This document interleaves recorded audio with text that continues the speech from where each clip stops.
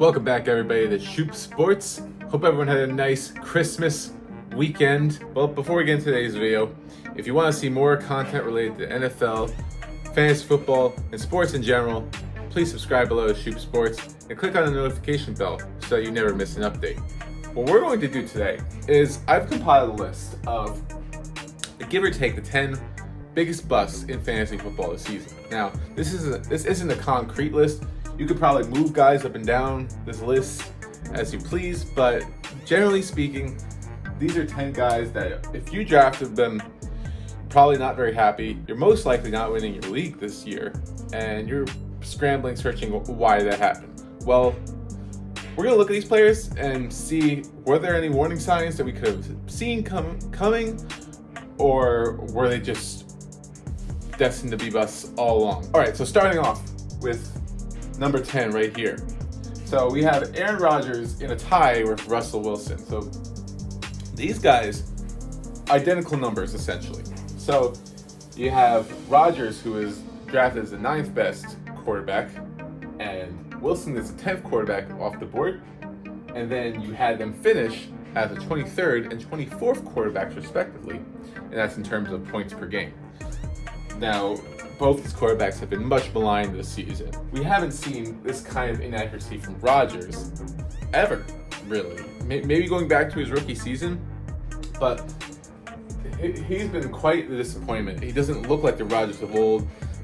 Right now, they're fighting. They might still get into the playoffs, which is great and all, but it doesn't help the people that drafted him late trying to get that consistency at quarterback. Russell Wilson, he had a couple games where he might have won you the week. He had 2 games where he went over 25 points, but he had many other games where he was just miserable. And especially if you're a Broncos fan, you know how miserable Russell Wilson has been this entire season. He really bogged down the entire Broncos offense.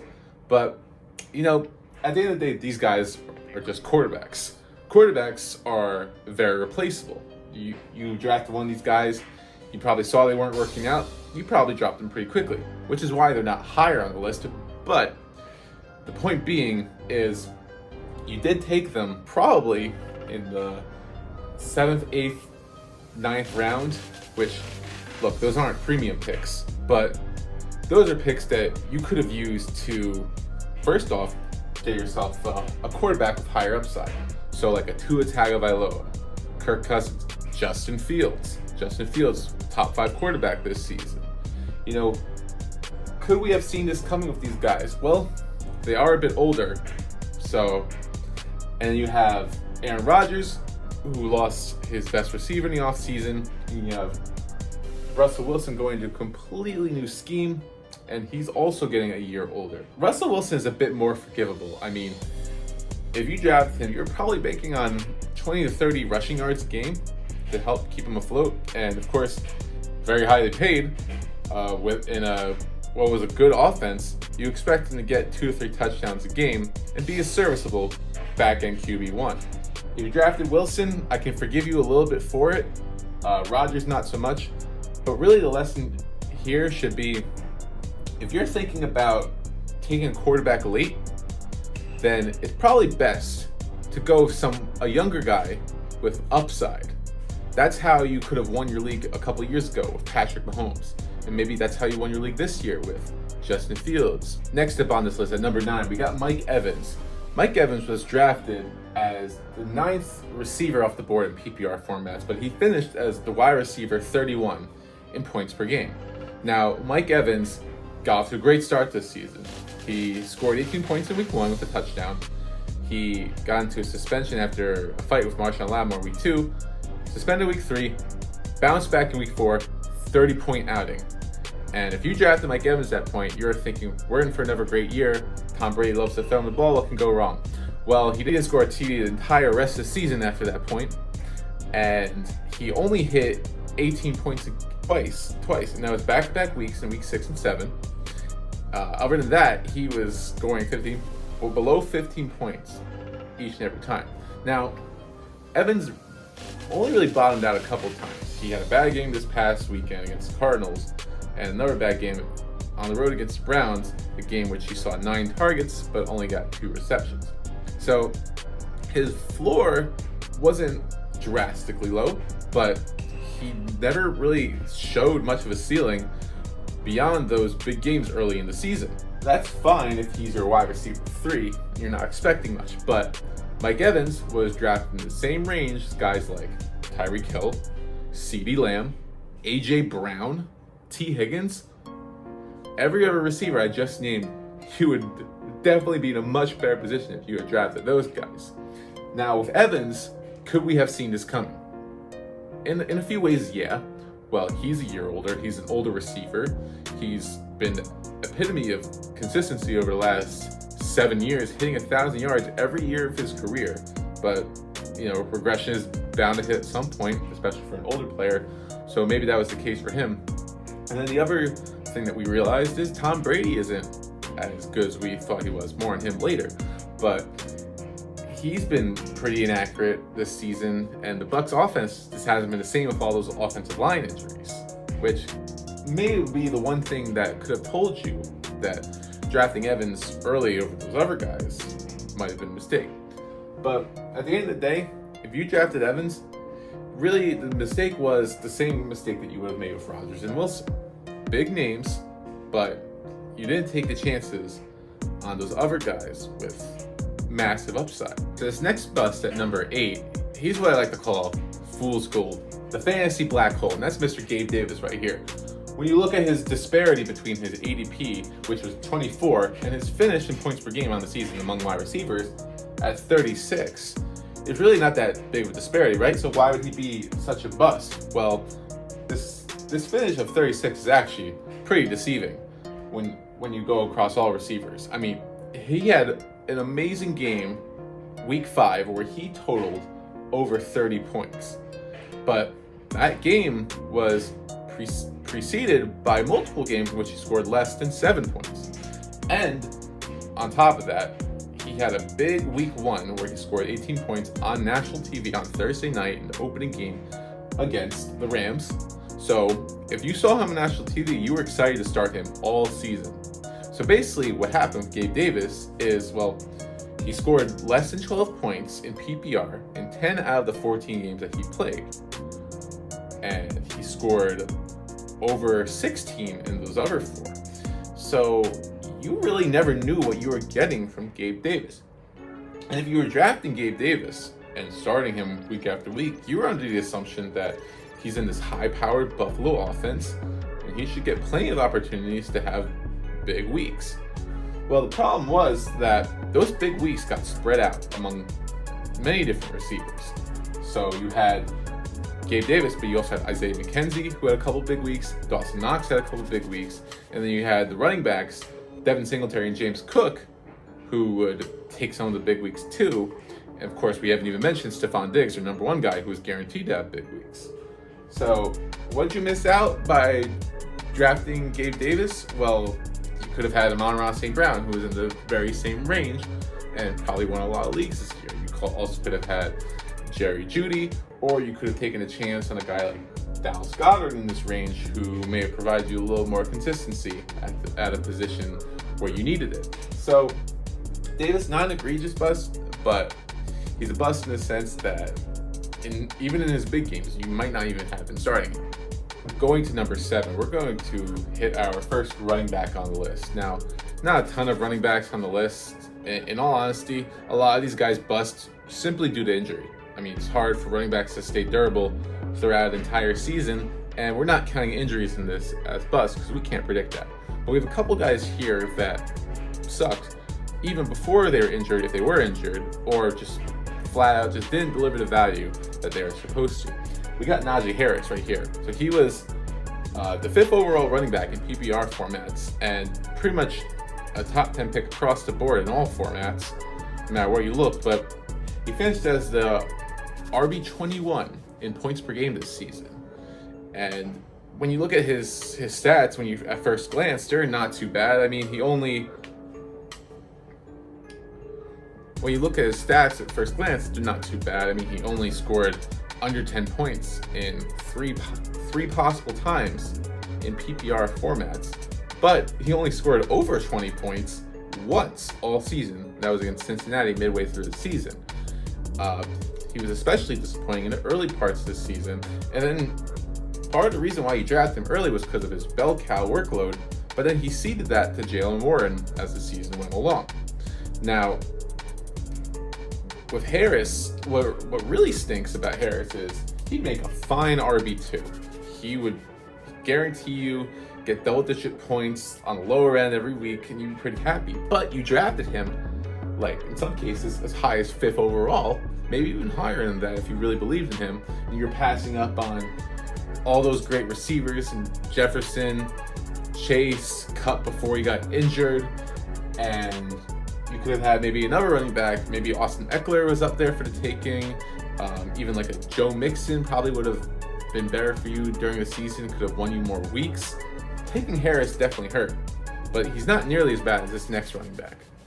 Now, I wouldn't blame you if you put this guy at number one as your number one bust for among all fantasy football players, and that's Jonathan Taylor, who was the consensus number one overall pick in all formats and finished as a RB19 in points per game. Taylor had his moments this year. He erupted in week 1, and then he had a stretch from, I believe it was week 10 to week 13, where he put up over 15 points in every single game in PPR.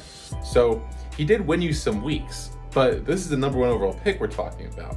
And when you draft a guy number one overall, you definitely don't want him to have multiple games in which he scored under 5 points, and a few other games in which he scored under 15, which hint below his projection. Now, of course, Taylor got hurt. He missed a few games this year. He missed the later part of this. He missed the last few weeks of the season. And he also missed a couple weeks early in the season with ankle injuries. But this is also going to tie into the point that I'm about to make. Jonathan Taylor was drafted number one overall because of obviously his massive 2021, but also because of his quote-unquote durability. And here's the thing about durability. You can't predict who gets hurt and who doesn't. You know, the closest thing that we can do about predicting injuries is if a guy suffered a significant injury the year before, and therefore he's more likely to suffer an injury again. But you can't really say, oh, this guy, Taylor, he hasn't suffered injury throughout his whole college career or professional career, so that means he won't suffer an injury this year. Well, that's part of the problem, is that you're banking against regression in this scenario. So I'm not saying you should have predicted it. He should have got hurt, but there should have been a little more thinking about, are we really going to expect last year's RB1 to be the RB1 again? There hasn't been a back-to-back RB1 finisher in over 15 years. The bottom line is this. Taylor had far too many dud games this season, and when you're on par with a guy like Jamal Williams in terms of points per game, then it really goes to show that you don't need to be aiming this high to try to get that stud running back on your team when you could fall into one on waivers. But Taylor is only my number 6 for a reason, because the rest of these guys, in terms of their positions where they were drafted, were way worse. At number 5, top quarterback bust this season was Tom Brady, who was drafted as the 8th best fantasy quarterback, but finished at 19. And his season was egregiously bad because he only scored 18 points as a fantasy quarterback 3 times this season. And one of those times was 18 on the dot. So over 18, he only did it twice this season. And Brady, yeah, he was drafted only slightly higher than Rodgers and Wilson. But the problem with Brady was, for most of the season, you had no reason to sit him because, well, he's guaranteed to throw a bunch of times a game. So you got to keep playing him. You got to keep hoping for him to have a big week, and he just never hit that big week. And, you know, there's a few things that you can blame for this. His injuries on the offensive line definitely killed him, definitely killed his time in the pocket to find his receivers. But the one reason why I have Brady as my top quarterback bust is because Brady possesses zero rushing ability.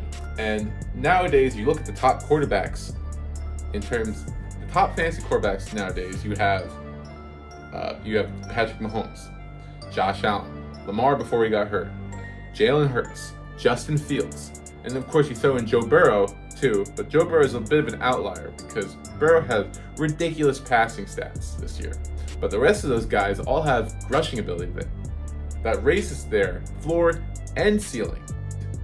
If you took Brady, you were missing out on potentially a late round steal at running back or wide receiver, someone who could have helped your team win way more in the long run. You could have nailed yourself like a Dameon Pierce, or you could have gotten yourself a Jamal Williams, or you could have taken a different quarterback like as we mentioned, like a Justin Fields, Tua Tagovailoa, rounds later, and not have to worry about this position. So it's really the trade-off that you get with Brady, and expecting Brady to be a fantasy superstar in his age 44 season, maybe we should have all seen it coming. Now these next three guys on this list were all drafted as wide receiver 2s, but didn't even crack the wide receiver 3 rankings. And all of them were healthy for the majority of the season, save for the guy we're going to talk about number 3, but they all busted tremendously. And we're going to start with Diontae Johnson, who didn't miss a game the entire season, but we drafted him as 16th overall in PPR, and he finished as the wide receiver 43 in points per game. Now, when I tell you some of the names that were drafted directly after him, you got Jalen Waddle, DK Metcalf, Amon-Ra St. Brown. You can see why you missed out on so much if you drafted this guy this year. Now, Johnson, he was healthy all year. He just never really saw the opportunity. Now, why is that? Well, bad quarterback play. With Mitch Trubisky and Kenny Pickett, well, Trubisky had a lot of accuracy issues, and Kenny Pickett's a young quarterback, and he's still learning the system, so he's going to make mistakes of his own and not be able to hit his first read as often as he'd like. Combine that with the fact that you have more competition. He had Chase Claypool early in the year, but he also had George Pickens emerge late in the year to steal some of that target share. But the reason I have him at 4 and below the next two guys we're going to talk about is because he hit a lot of bad luck. He was seeing targets most of the season, but he didn't record a single touchdown. Now, even the lower end wide receiver 3s on certain teams will see a touchdown or two during the season just because of positive progression. Diontae Johnson just never found the end zone. Number 3 guy we're going to talk about is Courtland Sutton. Now, he was drafted at number 22, but he finished as the wide receiver 45 in points per game. Now, with Sutton, the reason I have him a bit higher than Diontae Johnson, well, we didn't necessarily know that Wilson would be such a bad quarterback going into the season. So, a lot of people drafted Sutton around this range, but many others drafted him a lot higher, expecting him to be a boom guy, expecting him to have a blow-up season with a new quarterback. And the thinking was, well, some people take Judy. Well, we're going to take Sutton because he's 2 years removed from the ACL tear, so he should have a blow-up season. Well, the only thing that blew up was the faces of the people that drafted him, because Sutton delivered far too many bust weeks. He barely cracked 5 points multiple times during the middle of the season. He really regressed as the season went along. At first, he was seeing targets and he was getting consistent volume. He scored a couple touchdowns, but then all of a sudden the volume wasn't there as much, but he was still getting targets, so he was seeing like a floor of 8 to 9 points, and then all of a sudden he was getting 3 points a game. And then he gets hurt, he hurts his hamstring, and he's never to be seen again. He was a victim of the hype train in the offseason, expecting a guy to automatically take that next step up because of perceived quarterback change. If you like a guy at wide receiver or running back, whatever position it is, it's not always the smartest move to take him way above ADP. But if you like a guy, try to sit back and let him fall to you. No wide receiver was a bigger bust this year than Mr. DJ Moore of the Carolina Panthers, who was drafted as the 14th wide receiver off the board, but finished number 39 in points per game. So he was drafted almost as a wide receiver one, a low-end wide receiver one, and didn't crack the wide receiver 3 rankings. And Moore, like Gabe Davis, you really didn't know when to start him, because Moore had 5 games this year where he hit over 18 points in PPR. Now 2 of them were in the last 2 weeks, fantasy playoffs, which is great if you had him riding on your bench, but it's more likely that you depend on him to be your top wide receiver or one of your top receivers. And if he failed you, then you probably didn't make it that far, because it's most likely he did fail you. Those other games, so the 11 other games that he played, he scored under 10 points 7 different times. He scored under 6 points in 5 games. So he was a tremendous bust in 5 of those games. And really, this was one of those that we all should have seen coming. So we had all the talks about DJ Moore. He has always produced a 1,000-yard season, no matter who his quarterback was. But you had Baker Mayfield come in, and the other thing was you had a healthy Christian McCaffrey back on the team now. So a lot of the reason why Moore was getting that heavy volume was because McCaffrey had been injured the past couple seasons, leading to more target share from Moore. McCaffrey was coming back healthy, but we were still assuming that Moore was going to see the same target share. And they were also assuming that Baker Mayfield was going to throw at the rate that other quarterbacks that DJ Moore has had, like a Sam Darnold. The fact that Moore, more often than not, probably lost you your league. He didn't just fill in and provide serviceable wide receiver 3 numbers. No, he actively lost you probably 5 games during the season, while your opponent's wide receiver 2, whether it be like a T. Higgins or like an Amon-Ra St. Brown, deliver over-the-top numbers and really screw you out of any chance of winning your league this season. So if you held on to DJ Moore and he's delivered for you the past 2 weeks, then congratulations. But for the majority of people, DJ Moore probably didn't help you anywhere close to that championship. Now, bust number 1. Man, oh man, oh man. I don't think it's debatable for this one. It's Mr. Kyle Pitts. Kyle Pitts was drafted consensus number 3 overall tight end, just behind Mark Andrews and Travis Kelce. And he finished as the number 21 tight end in points per game. Number 21 tight end. And this was a historically bad year for tight ends. It was so hard to find a consistent tight end. Hell, Taysom Hill ended up finishing as a tight end 1 this season. And he doesn't even play the position. He's not even on the field half the time. But he had 1 blow-up game and really propelled him into tight end stats. So I digress, though. That's not the point of what I'm about to say. So Kyle Pitts, massive bust, finished 18 spots below his ADP among tight ends. Now why is that? Well, you were drafting Kyle Pitts to have a giant advantage at the position. You saw what Travis Kelce's done and Mark Andrews did previous season, and you see an up-and-coming player who was drafted number 5 overall in an offense that lacks a ton of playmakers, with Calvin Ridley being suspended and their best wide receiver now being an unproven rookie, although a highly drafted rookie. But nonetheless, big things were expected out of Kyle Pitts. And what did Kyle Pitts do?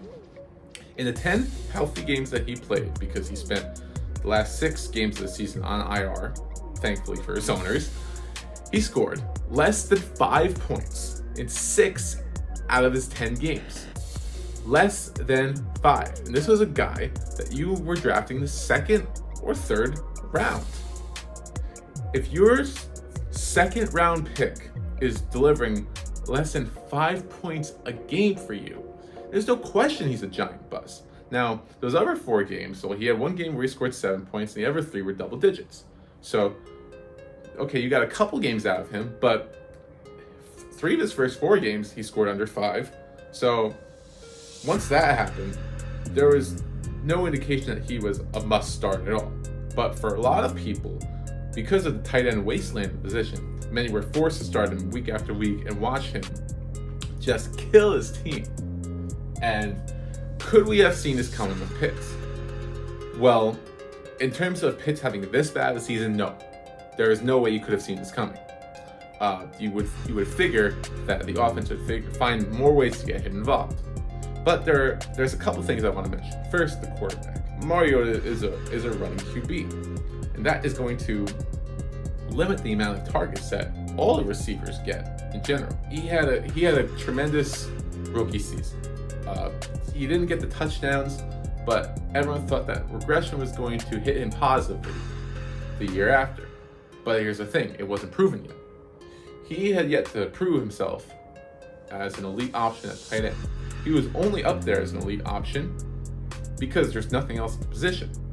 But people were so smitten at getting that advantage at the tight end position that they drafted Pitts early. And what this should tell you is, for next year, unless you have a great chance of getting Kelsey at a good value, maybe like late first to mid second, which is, I think, is good range for him to go. I mean, with the season he just had and the advantage he has over other positions. But other than that, you should absolutely wait to draft a tight end. I mean, I got guys like David Njoku and Evan Engram off waivers, and they both finished the season as tight end ones. So there it is. That's my list. I hope you liked it. For our next video, we're going to go over the biggest league winners and see why did they hit and what we could learn from that as well. So in the meantime, thank you for watching. This is Shoop Sports. I'm signing out. If you liked the video, continue to subscribe for more. But until next time, see ya.